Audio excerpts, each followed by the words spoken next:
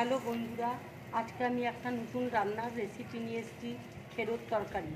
দেখো, খেরোকে কেটে রেখেছি, ছোলা সেদ্ধ করে নিয়েছি, এখানে জিরে আর লঙ্কা বাটা রয়েছে, চিনি আছে, হলুদ আছে, পাঁচফোড়ন আছে, শুকনো লঙ্কা আছে, তেজপাতা আছে আর কাশ্মীরি লঙ্কার গুঁড়ো রয়েছে।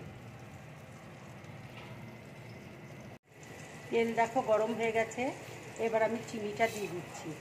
চিনিটা ব্রাউন কালার হলে পাঁচফোড়ন, শুকনো লঙ্কা, তেজপাতা ফোড়ন দিয়ে দেবো।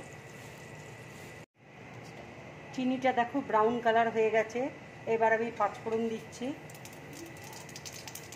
শুকনো লঙ্কা ফোড়ন দিচ্ছি আর তেজপাতা দিয়ে দিচ্ছি।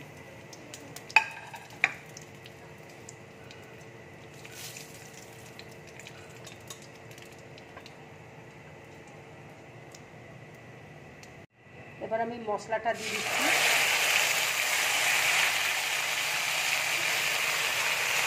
হলুদ দিয়ে দিচ্ছি,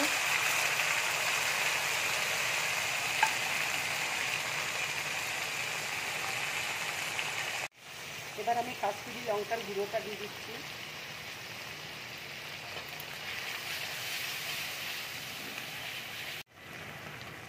মশলাটা আমি ভালো করে ভেজে ছোলাটা দেবো। এবার আমি ছোলাটা দিয়ে দিচ্ছি।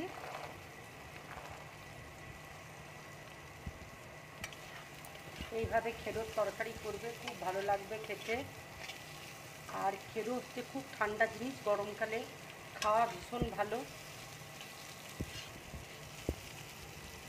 মশলাটা দেখো ভাজা হয়ে গেছে, এবার আমি খেরোটা দিয়ে দিচ্ছি।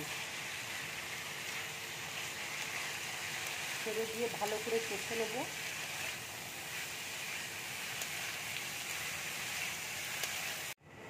এবার আমি নুন দিয়ে দিচ্ছি।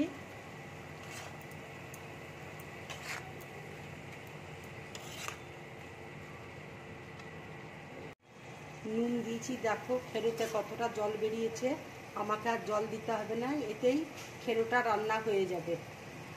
এবার আমি ঢাকা দিয়ে দিচ্ছি।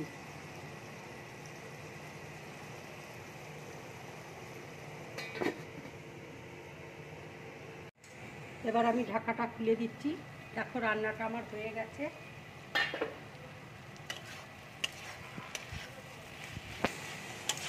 এবার আমি গ্যাসটা অফ করে দিচ্ছি। এবার বাটির মধ্যে ঢেলে নিচ্ছি।